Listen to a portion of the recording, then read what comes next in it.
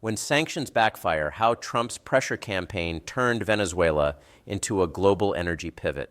What the world is watching unfold around Venezuela is not simply another chapter in a long political standoff between Washington and Caracas.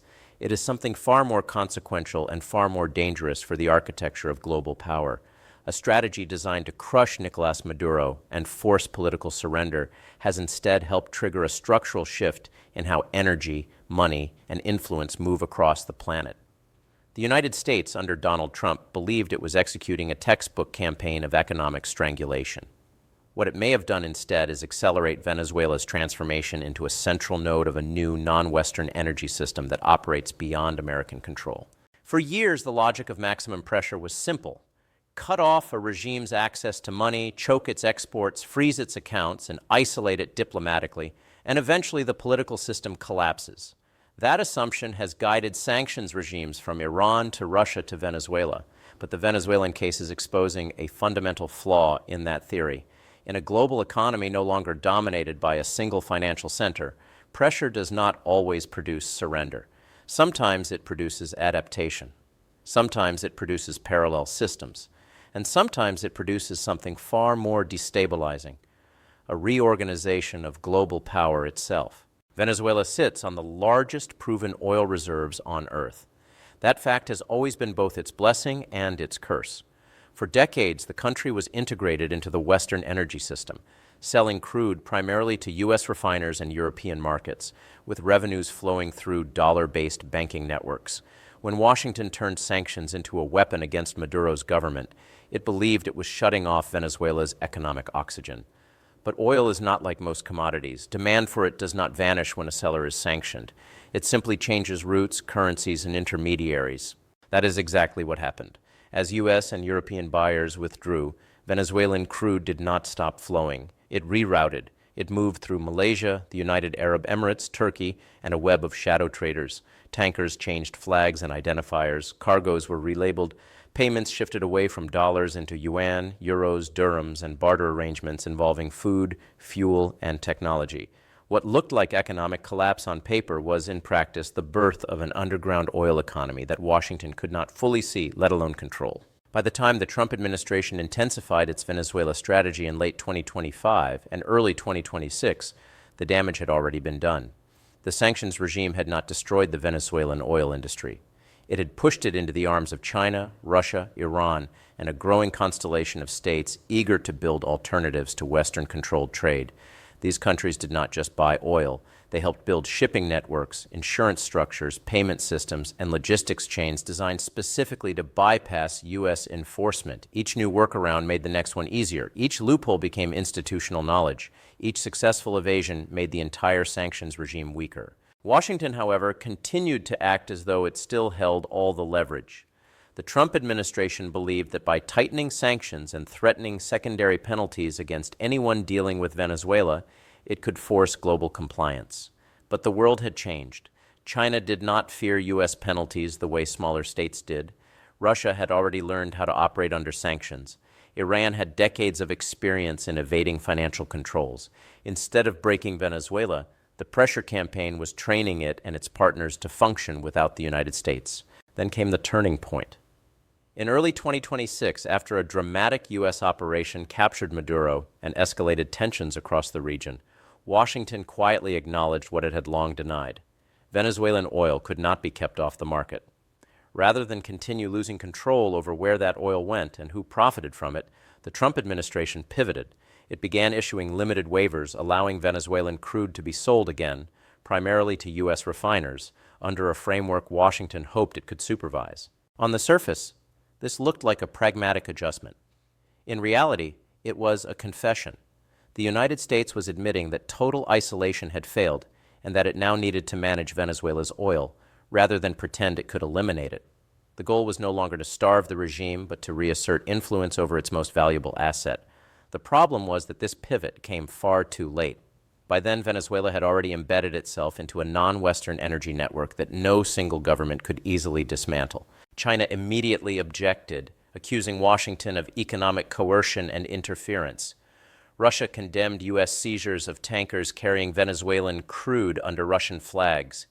Regional governments began quietly recalibrating their positions, no longer assuming that Maduro's government was on the brink of collapse. Markets took note as well. Traders saw Venezuelan supply returning to global circulation through gray channels, depressing prices and complicating forecasts. The oil that Washington once believed it could choke off was now shaping global markets in ways that benefited neither American diplomacy nor American producers. Inside Venezuela, the impact was equally profound. The return of oil revenue, even in imperfect and indirect form, stabilized the regime. It allowed the government to pay the military, fund subsidies, and import food and fuel. Inflation remained brutal, but the free fall slowed. For ordinary Venezuelans, life was still hard, but survival became more predictable. That mattered politically. Protests faded. The opposition lost its narrative of imminent collapse. The government, though hardly popular, regained a measure of control. Time, the most precious political commodity, was back on Maduro's side. What makes this story so dangerous for Washington is not that Maduro won in any moral or ideological sense. He did not. Venezuela remains an authoritarian state with deep economic scars. What changed is the balance of power. The Trump administration's maximum pressure campaign exposed the limits of U.S. economic coercion in a multipolar world. It revealed that when sanctions lack broad international legitimacy and institutional backing, they become invitations to innovate rather than orders to comply. Legal experts like George Conway have warned about this from the start. When the executive branch stretches sanctions to their outer limits without congressional support or international consensus, it creates legal gray zones that other governments are eager to exploit. Sanctions become less like law and more like force, and force without legitimacy does not endure. It breeds resistance, not compliance. Economists see the same pattern. Oil markets do not obey political narratives. They obey supply and demand. When a producer like Venezuela is pushed out of formal channels, it does not vanish. It reappears in shadow markets, often with greater resilience. Those shadow systems once built do not disappear when policies change. They persist, eroding long-term leverage and fragmenting global trade. The larger implication is that Venezuela is no longer just a troubled state under U.S. pressure. It has become a test case for a new world order. China sees in Venezuela proof that American financial dominance can be bypassed. Russia sees validation that sanctions can be outlasted. Iran sees a refined playbook. Smaller states see opportunity. Each learns that if you are patient, coordinated, and resource-rich, you can survive even the most aggressive economic warfare. This is why the Trump strategy has backfired so profoundly. It was built on the assumption that power is something Washington can impose unilaterally. But in a fragmented global system, power is something that must be maintained through institutions, alliances, and credibility. When those are weakened, even overwhelming force loses effectiveness. The irony is that the United States is now paying the price for its own overreach. By forcing Venezuela out of the Western system, it helped create the very alternative networks that now reduce U.S. influence. By using sanctions as a blunt instrument, it trained rivals to build tools to evade them. By treating economic pressure as a substitute for diplomacy, it hollowed out the very mechanisms that once made American power so effective. And the consequences do not stay in Caracas. They ripple outward. Oil prices move. U.S. producers face competition. Allies question enforcement. Markets adjust to new realities. The dollar's dominance weakens at the margins. None of this is dramatic enough to make headlines on its own, but together it adds up to a quiet erosion of the system that has underpinned American global leadership for decades. What happens next will depend on whether Washington learns the right lesson. It could recalibrate, bring Congress and allies back into the process, narrow sanctions to what is enforceable, and reestablish legitimacy. Or it could double down, expanding unilateral pressure and accelerating the very fragmentation it fears. The coming months will tell us which path is chosen.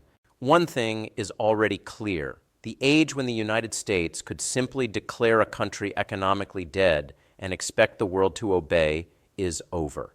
Venezuela's oil did not disappear. It found new routes, new partners, and new power.